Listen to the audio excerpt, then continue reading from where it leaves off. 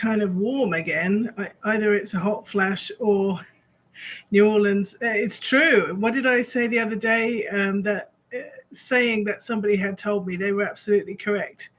That winter time, it just comes to visit. It does not stay in New Orleans.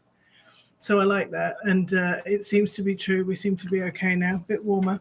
Anyway, so now we need to do chapters 13 through 15. They're not too long, these chapters. So I think this is video number 9. If you need to catch up and watch the other videos 1 through 8, then you'll be able to listen to this book, which is Skin Game by Alex Spear. That's me. Cozy mystery with LGBT characters. That's my bag. So chapter 13 is called Christmas, and it's set December 2024. This is Ophelia talking to us. I try to ensure that my boys have as good a Christmas as possible. My parents have sent some wrapped gifts, so I feel I must get hold of a tree to put them under. The neighbours in the little block give me a ride to Home Depot to choose one, but they all find them too expensive there. I'm just going to put up the volume just in case. I hope you can hear me. There we go, that's a bit higher, just in case that makes a difference to the microphone. I don't know whether it does. Somebody technical can tell me whether or not it does. I'm not spending $80 on a tree I'll be putting in the trash in less than a month, Emmanuel says. So they drive to one of the little garden centres and choose the shortest, most threadbare trees, $10 a piece. This tree will be fine once we cover it with all the paper chains we've been making, I tell Banksy and Mo, as I wrestle them back to the car in the double stroller, with the neighbours helping to hold the trees and get them tied onto the roof rack. Julie and I take the boys to a carol concert outside in Jackson Square that night. We light a candle and all sing our hearts out, the timeless hymns and carols connecting our new home with the old country we have not seen in so long. There is a potluck we go to, taking sugar cookies we managed to make. We only have the ingredients in the house, as these were brought to us as part of a food drive for the needy. I cringe at the thought of being considered a struggling family, but the generosity of local folks is astonishing. I resolve to make a contribution to the community fridge as soon as I can afford to. On Christmas Day, I invite Miss Julie to come to my house and be part of the celebrations. Banksy and Mo love unwrapping their little pile of gifts and rushing around their homes in their pajamas, kicking and ripping up all the discarded wrapping paper. The boys have gone down for their afternoon nap, and I managed to sit down for the first time that day. Julie makes us some hot tea, so we can chat in hushed voices, trying not to wake the little ones. The unresolved issue of the murder that took place at her party is never far from our minds. What did your brother do, Julie? I ask her. Once he didn't have to work on the farm anymore, Roosevelt could take things a little more easy, she tells me, with a smile of affection for her big brother. He always wanted to try acting. He got some part-time work in the movie studios here in New Orleans, and they said he was a natural. He got signed by an agent, which was part of the reason for him moving to California, to be closer to the movie studios, where there was going to be a more reliable supply of acting parts for him. He settled in a beautiful area named Ocean Beach, living the dream, you know. It was just a couple of hours to commute into LA. I think he worked at Burbank for a year or so. He never hit the big time as such, but he absolutely loved it. And over his lifetime, his body of work made him rich like none of us had ever seen. Miss Julie tells me that the police department confirmed that the matter was no longer being investigated. The DNA mix-up was a red herring, she was told, and the unfortunate man who died must have been her oldest brother, Roosevelt. The coroner had decided it was natural causes and there was no more to be said. Julie could sense that this was not the right solution to the mystery, and she knew that she could not rest until she had got to the bottom of what had really happened. At the same time, she got the distinct impression that Charles the detective was continuing to look into the matter, even if he was not allowed to leave the state to do so. Charles has visited Miss Julie's again over the holidays, but has so far been disappointed. She is visiting all her local friends and neighbours, which she likes to do on all the days before and after Christmas. He wants to ask her more questions, but they keep missing each other, and Julie is very happy about that. As he walks back to his car to leave, Charles sees that the ridiculous tragedy tour bus is going around the neighbourhood. Under the guise of admiring the new properties built after Katrina, tourists would stare at regular New Orleans folks and take photos of them as they sat on their porches and took out their trash cans. I guess I could have become a gawking tourist myself, but instead I hope I've become part of the furniture. I feed Estelle's cats while she is visiting family out of town for Christmas. I have learned that all cats are some combination of very few colours. If I were to paint them, I would use a limited palette. Cats can be black, white, grey, orange or brown. Sure, there are some beautiful patterns within that, tabby and tortoiseshell and calico. These community cats have babies young, and before you know it, one mama cat is having a half-dozen size litter several times each year. There are charities that do their best to spay them and keep the population down. A cat that's been fixed gets a distinctive ear notch, so that the volunteers can see at a glance that that cat does not need trapping again. Although it is cold and rainy, I am very glad that the lengthy hurricane season is finally over. The good thing about a hurricane, though, is that you can see it coming on the horizon. You get some warning, I guess. The weather in the fall was very good. It was not too hot and it kept on raining every day. The cloud cover helped to make a hurricane less likely, and we got away without having one this year. You don't want that Gulf heating up, I am told. Several days of hot, still weather with no rain, and you could be in trouble. You can drive to another nearby state, but the hotels know that folks are doing that, and they put their prices up. Marriott will let you bring your animals, but you can't bring them on the plane. I tell my forlorn boys that we cannot get a cat or a dog in case we ever have to evacuate for a hurricane. It is cold now, and our window units do their best to get us up to 64 degrees. I invite in the neighbours to warm up in front of this little electric fire I managed to find in the thrift store. Emmanuel Peters comes in for 10 minutes each day to defrost his feet, he tells me. He always has sweet cinnamon whiskey to share, which I usually refuse. I do love that Banksy and Mo are being raised in this place of southern hospitality. When I talk to folks back home in England, it is hard to explain all the little differences that we have just taken in our stride. My boys have that wonderful accent now that they're both at school and picking up the way the other kids talk and their teachers. Talking to my father on the phone, he is worried that we are too cold this winter. I know he wants us to come home. I should be grateful that someone cares how we are doing and wants to take care of us. To distract him, I tell him about American gravy. It's almost like the filling of a chicken pot pie, I tell him. White and salty and savoury and delicious with bits of meat in it. Except not chicken when it's meat gravy. You might serve it over biscuits, which you split open so you get plenty of gravy all over. It's not chicken, it could be pork, sausage meat. Or you might have hamburger gravy. You're just saying random American words now, comes my father's voice over the crackly line. Hamburger gravy indeed. What next, ammunition pancakes or pickup truck corn dogs? I laugh at my father, who sounds just like I did a few years ago before I made the USA my home. I'm not making this up, I promise. Hamburger gravy really is a thing. It's a bit like, well, did you ever have chipped beef? I'm proud of the way we're making things work. I'm a single mom in the USA. My two sons so young that working would be tricky, even if I were clear that I am allowed to. There are systems I've come up with which do seem to work. I try to make sure that all three of us have a bath in the evening.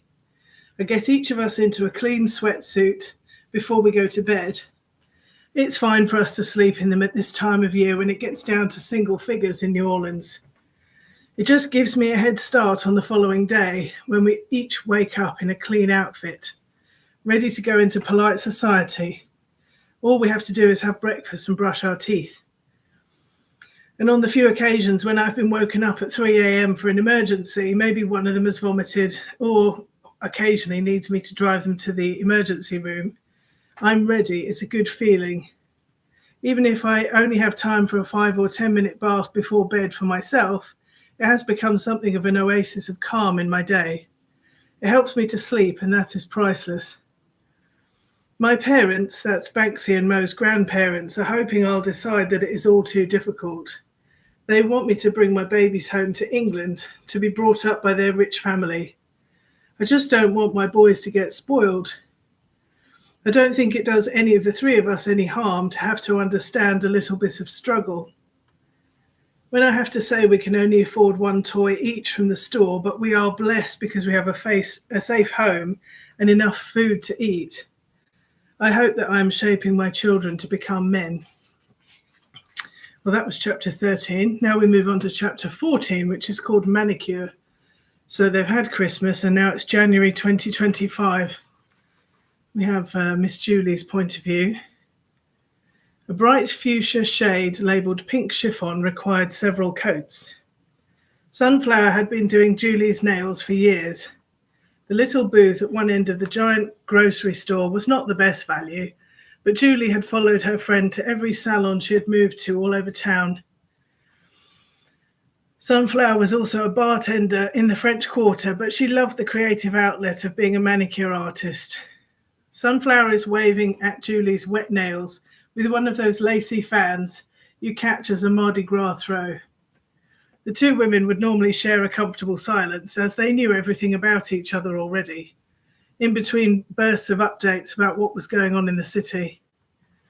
Today, Sunflower has given up trying to maintain the conversation. Her old friend clearly has things on her mind. Julie stares without seeing, out of the little salon set up at one end of the store, near the activity of folks lining up to pay at one of the 20 or so cash registers. She thinks the electronic bings and bongs make it sound like a casino. The smell of the acetone seems especially strong today. It's giving Julie a headache. Sunflower's voice seems to come from a million miles away when she says suddenly, "Did you hear any more about that terrible business with your phony brother?"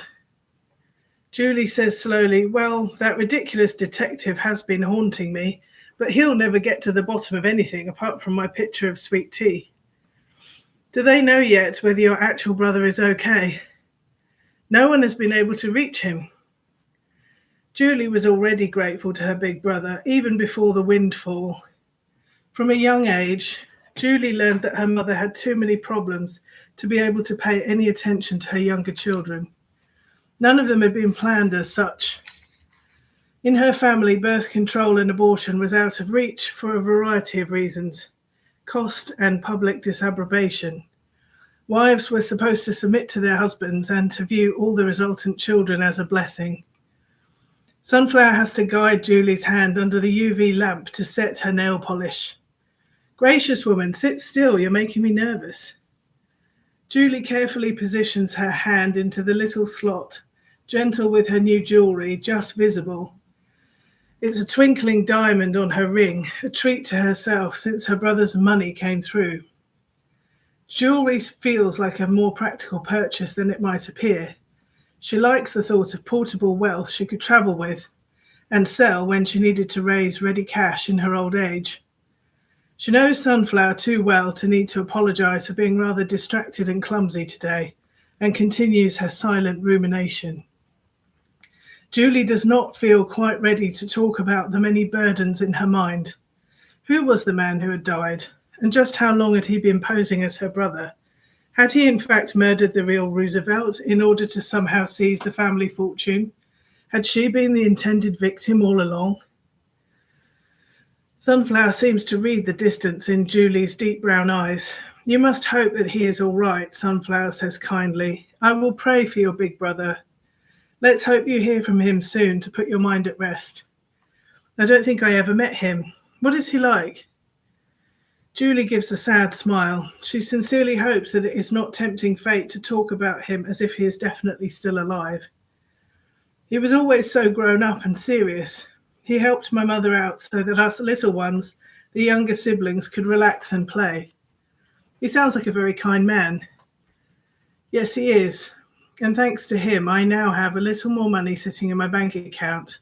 That is a nice thing for him to have done for me. And really, he was always doing thoughtful things like that.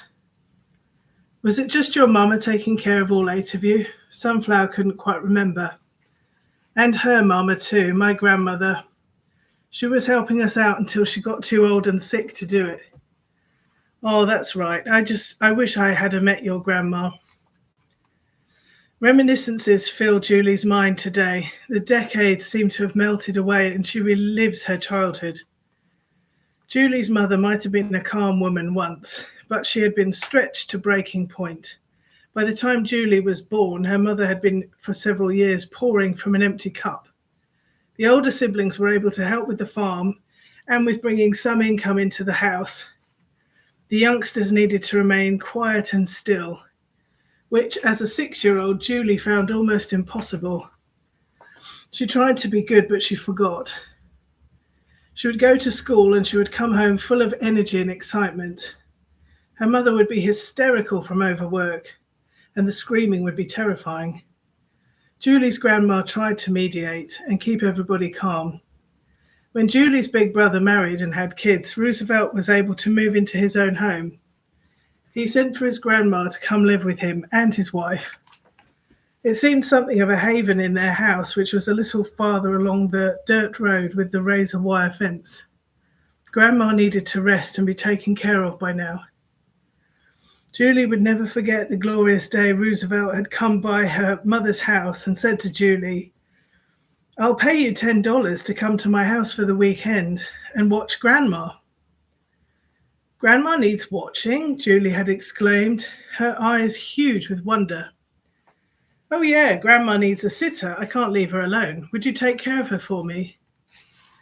The limp green $10 bill was more money than young Julie had ever owned at that age, and she skipped to her big brother's house right after school on a Friday night.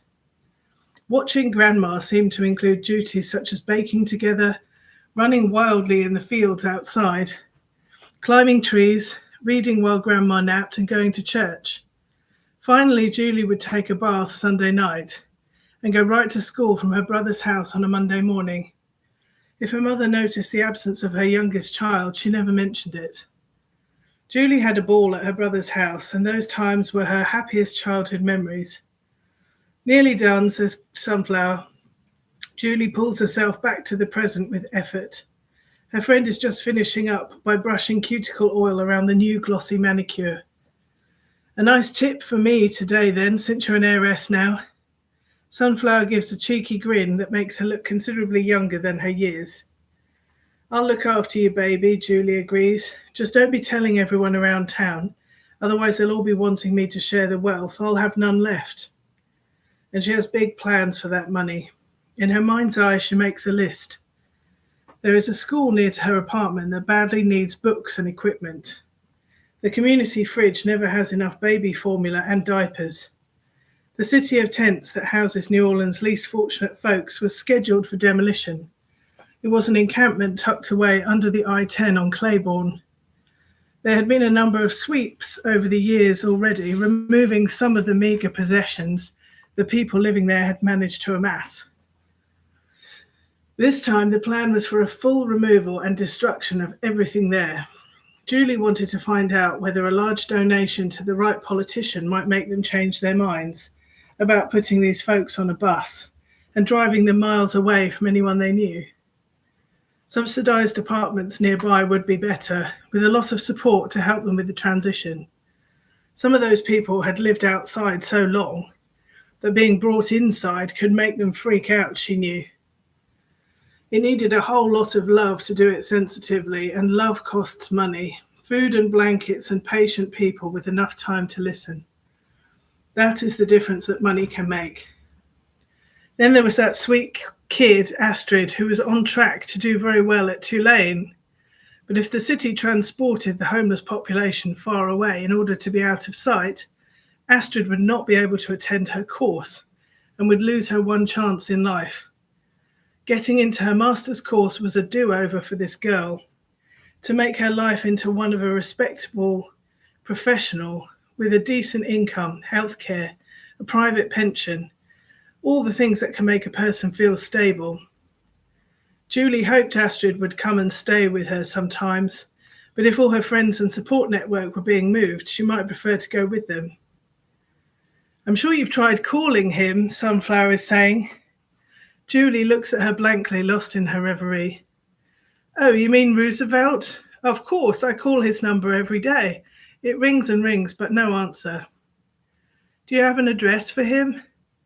Will you try to go there? Julie waves her head from side to side in a movement that indicates indecision. I just don't know. I've never been out of the state. It would be a big trip. And now I'll have to do it when I'm about as broken and tired as I've ever been. Travelling scares me some, now this body is full of aches and pains. And I never had to deal with all the immigration people before. At the airports, you know. You are American. You were born and raised New Orleans. That's not what they see. Sunflower is frowning, thinking about this. I got it. Don't fly. Miss Julie understands what her old friend is suggesting. You mean a road trip to my brother's house? But I don't drive. So get someone to go with you, pay their gas money and get them to drive you to California. Heck, woman, these days, you could afford to buy them a whole-ass new car. Julie is chuckling. She can think of someone who does love to drive, who needs a new car, and who Julie would enjoy spending a few days with on a road trip. Sunflower is excited to be living vicariously through Julie's new life. I would come with you, but I got to work. Find someone who will drive you. Yes, ma'am, that's the way. That way you won't need to interact with those airport types. Okay, so now we have chapter 15, which is called Houses, and this is still January 2025. It says, Ralph is a little older than the average realtor. He has shown some palatial properties, but today's is pretty special. Why does a house need to be this big, he is wondering, as he shows Miss Julie around. But the bright white smile of professionalism never leaves his face. This house that is for sale is pretty gorgeous. He remembered the conversation when Julie first received the inheritance into her bank account, and she realized what it meant for her accommodation. Julie had said, Ralph, I don't have to lie awake wondering whether the hurricane will lift the roof off again. For the first time in her life, she could get out of her lousy slumlord's rented squalor. She could actually buy a house if she wanted to. She was too old to qualify for a mortgage, but there was no need for one. Julie had the full amount in cash. I half wonder whether Julie will consider moving away from New Orleans, but she says that is out of the question. She wants to keep her home here, surrounded by friends old and new. I'm not going to miss out on the games of pity pat now, am I, child, she tells me.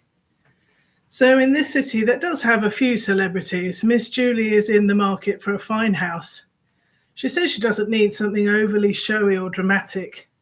Her main priority is to buy something solid and up to code that will need minimal maintenance as she gets older. Ralph has always been a big fan of computer games. That kind that has adventure stories, text at the bottom of the screen describing mythical castles. That's what this place reminded him of. You are in the main banqueting hall. Walk forward 20 paces.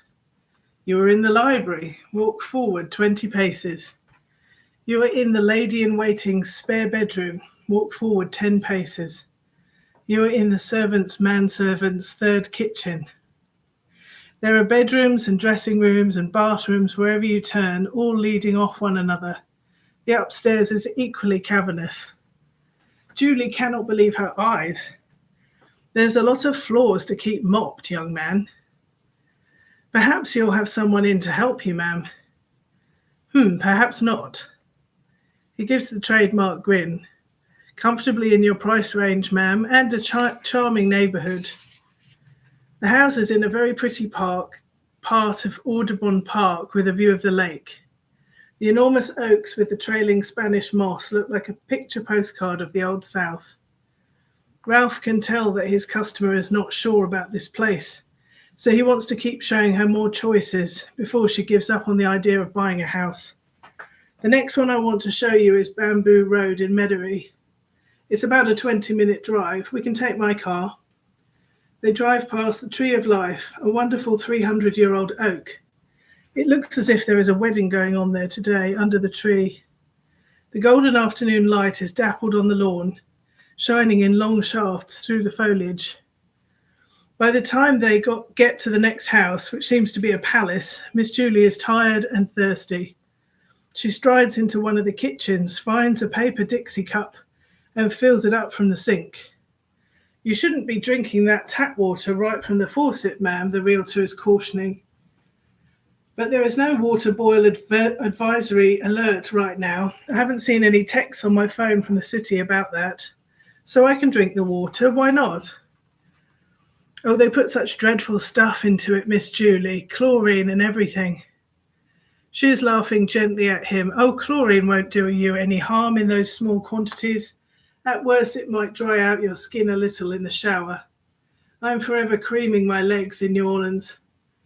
But no, I will take my chances with the chlorine. Chlorine kills the bacteria. How do you know that water isn't teeming with cholera and typhoid?" "I drink bottled water, ma'am, and you should too, or else get one of those proper filters. You can get one attached right to the front of the refrigerator, built in, and chill it at the same time." "Well, I might look into getting one of those plumbed in just to please you. In the meantime, I will drink my tap water. I will cook it first if that will make you feel better." Ralph is frantically searching the kitchen for some filtered water. This house is currently vacant, and the previous owners did not leave behind the refrigerator or the water cooler. Eventually, he manages to find one of those Brita filter jugs stashed in a cupboard. He fills it for her from the faucet, visibly relieved that she will have something slightly more hygienic to quench her thirst. Then he gives her the tour. In the living room, there is quite a comfortable-looking round couch in a drop-down well in the middle of the floor. It is a nest of faux fur comforters and satin throw pillows. Julie clambers down into it to give it a try. "I could fit all my family in this nook," she says. Ralph is smiling at her, having cozy places to rest in these potential new homes. "Do you have many relatives here in New Orleans, ma'am?" "No, I have friends that I have known so long that I count them as family." She notices some sort of dramatic accessories rising up from the sunken daybed. "But what in the heck are those things for?" There are some very fancy constructions on either side, molded white plastic steps about 6 feet high. Flanking the circular seating area are stairs that lead up to nowhere, like a pair of enormous angel wings. "Is that for some sort of singer to come on stage?" she is sneering. Julie can't keep the tone out of her voice.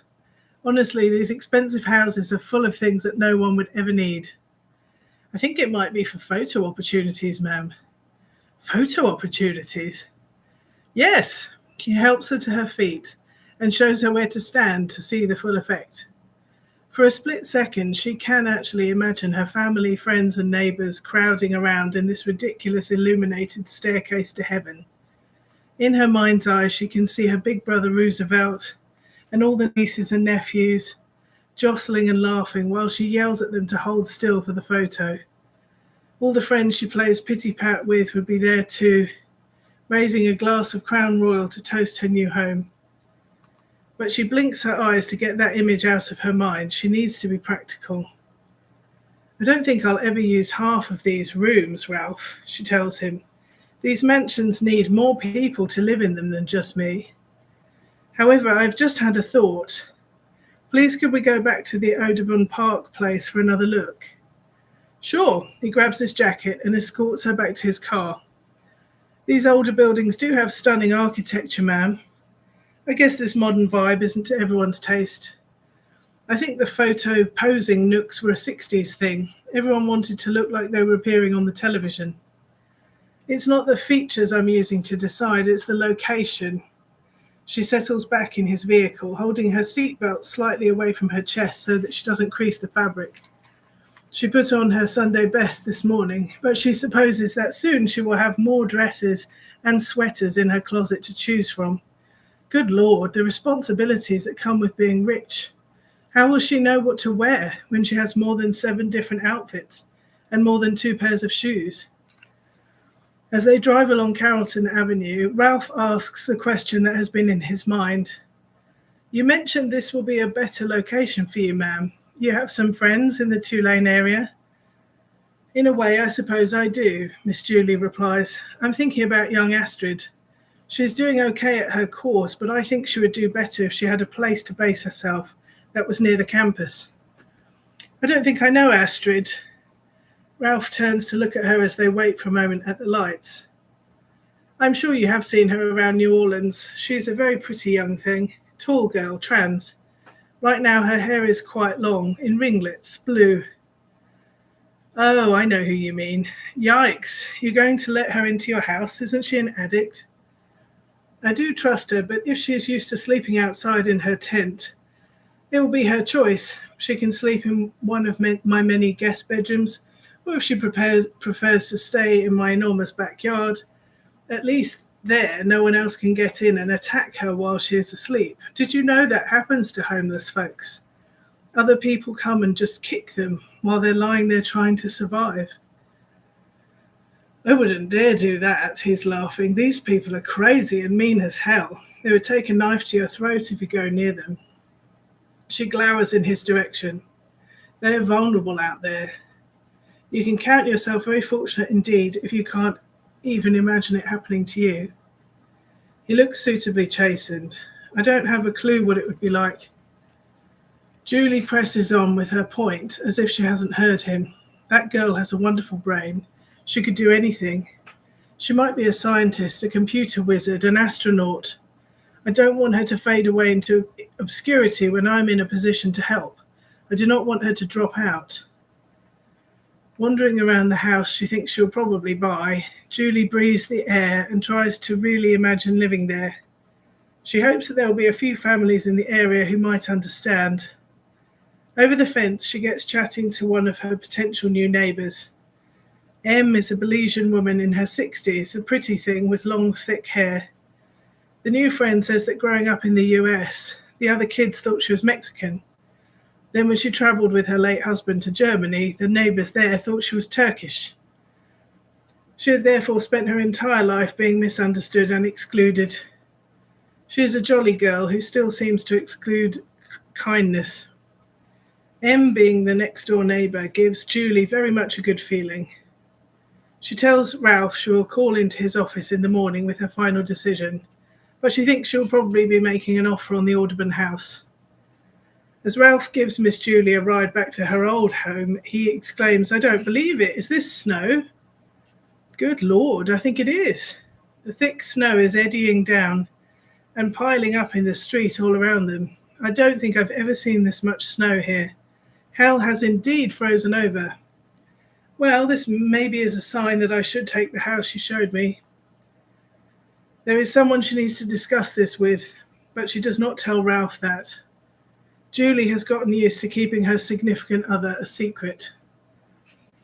Well, so now we get to chapter 16 and 17. I think I'll do those two in the next video, so stay tuned.